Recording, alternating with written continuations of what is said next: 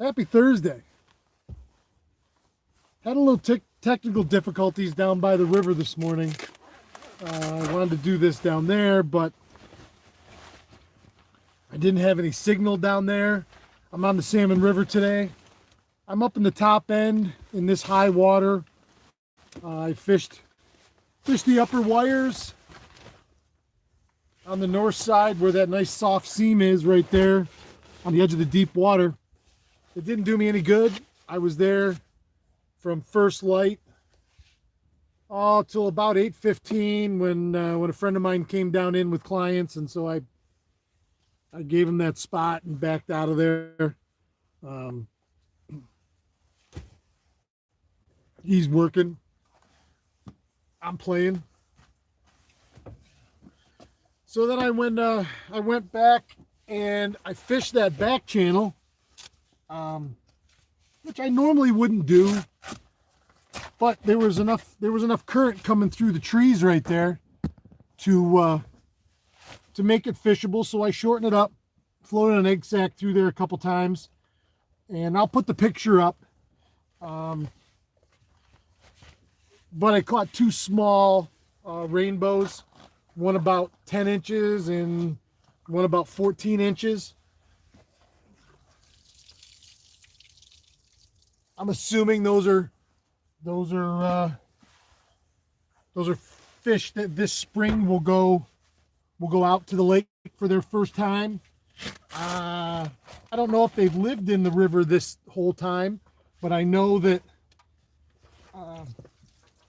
like I say, I know that most likely they'll be heading out to open water shortly. I say shortly, April, May time frame. So that was fun. See the float go down. That's always fun. Trying to get out of all my gear here.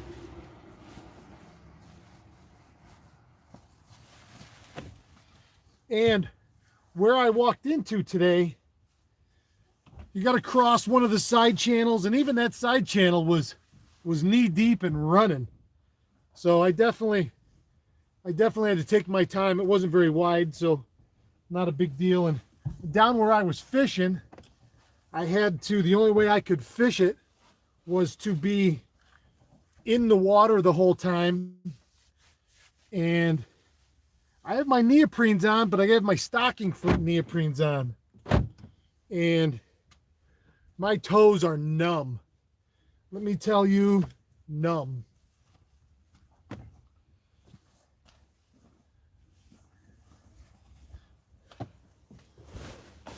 Which always sucks when you got cold feet.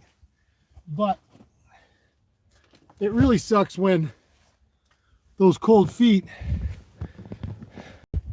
shorten your day. Listen, I was going to be done anyway. I got to get going, but it's almost 9 o'clock. But that being said,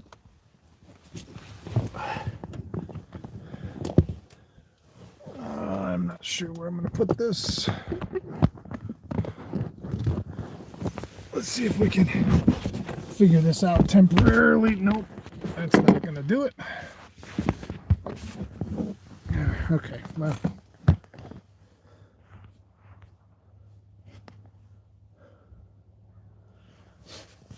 Morning, Eric, Merlin, down B.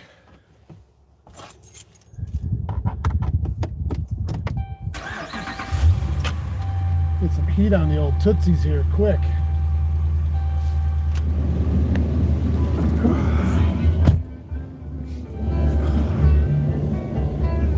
Oh, let me turn this off so I don't have copyright issues. Scott, morning, brother. George Parson, morning, Lovey. Scott, morning, Mrs. Matt. Jim Hagler.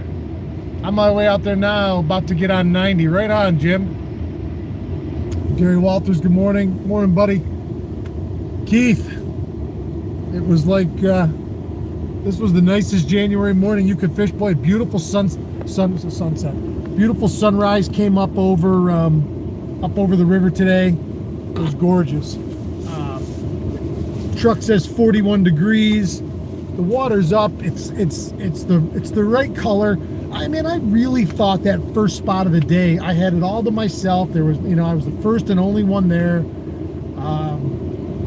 Like I say, Andy came down about 8:15. I'm sure he's going to hit fish in there because it will only get better. But man, there was, this sun and I went back up and I fished the north side of the schoolhouse a little bit. Saw my buddy Joe in there. Saw both Joes, Joe S and Joe F. I saw Joe hit a fish in there and land it. Nice fish. He was fishing the south side right there, anchored. Man, I had high hopes of walking right in there this morning, and I really thought I was going to bang one in the first drift or two. To be honest with you, that's the kind of feeling I had, and I was a little bummed. Those two little rainbows were cool. I mean, I saw the float go, boop, and that backwater is deep enough, and there was enough current at the head of it that there could have been other fish in there. There could have been, adult fish in there. There wasn't. There could have been. Andy and I were talking, and he says, "Yeah, if it was April, I'd be up in there even March, looking to see if there was any early spawning activity going on, but not this time of year." Mark Webb, good morning. Paul Messina, it was so nice to see you last night, Paul. Courtney and I went down to a Pizza Regionale for dinner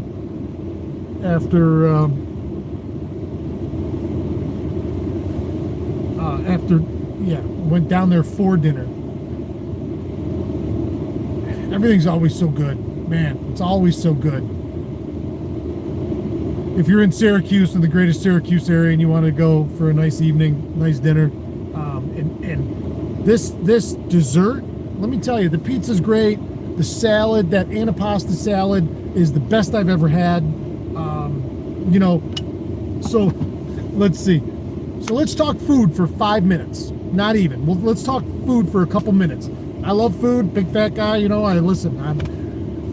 So the best thing about that salad is it's not an afterthought. It's not let's throw some greens in a bowl and put a tomato wedge on it and drown it in dressing and call it good. The salad, this antipasto at Pizza Regionale, is so good. And we had this conversation, Courtney and I had this conversation last night at the table. And I don't know what the dressing is. I have no idea. It's what comes on it. It's some sort of an oil and vinegar.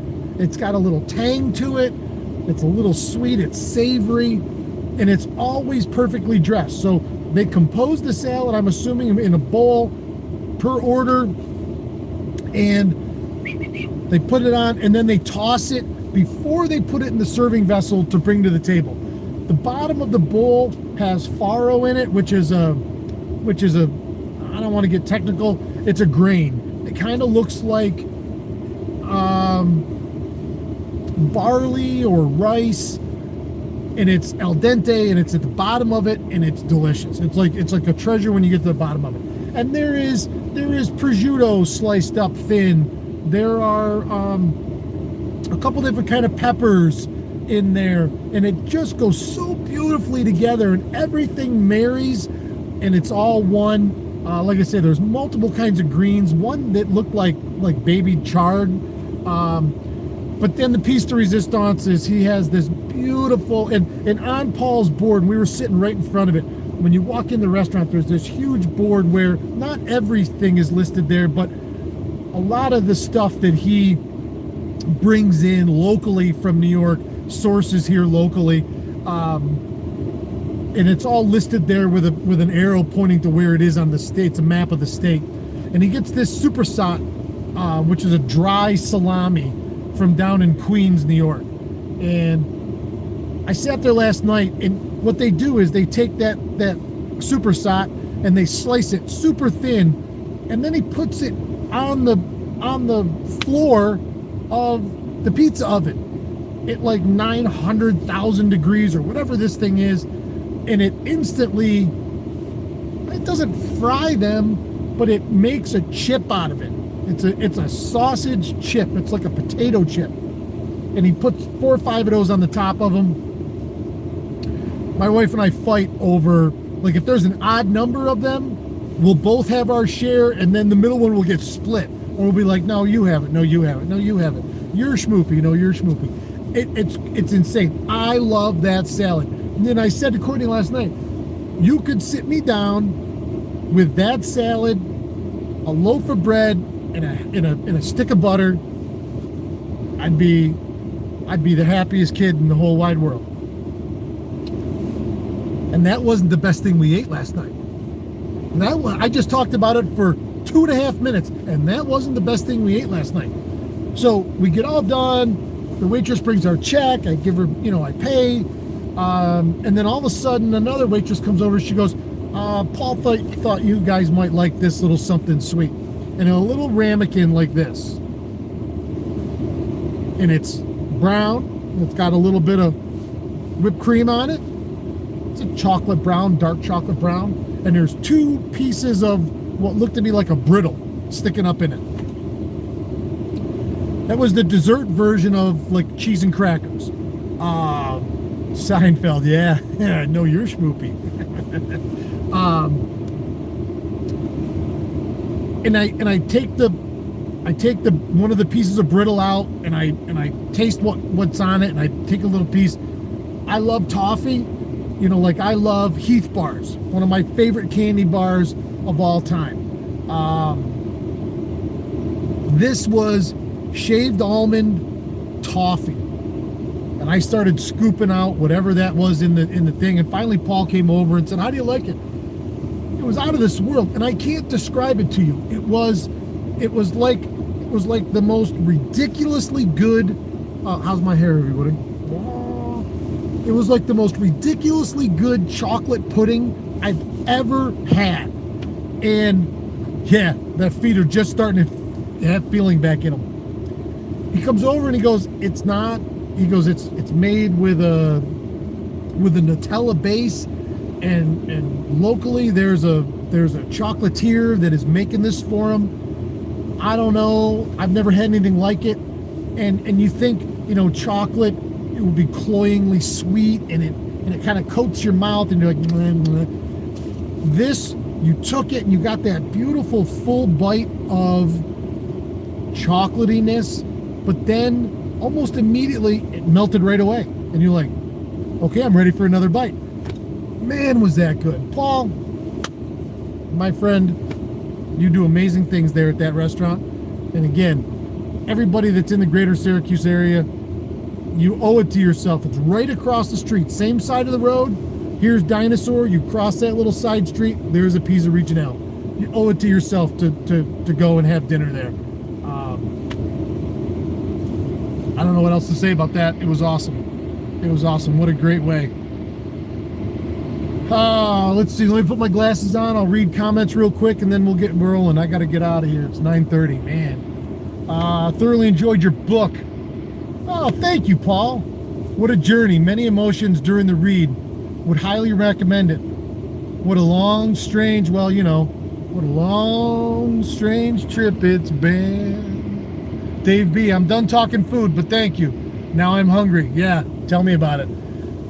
John Burrows, I got to go play pickleball. Yeah, John, I'm trying to find a place to play pickleball, but pickleball is only for old retired people, I guess, this time of year, because the only place is the Cicero Y, and it's only open from 9 to 1, which seems dumb.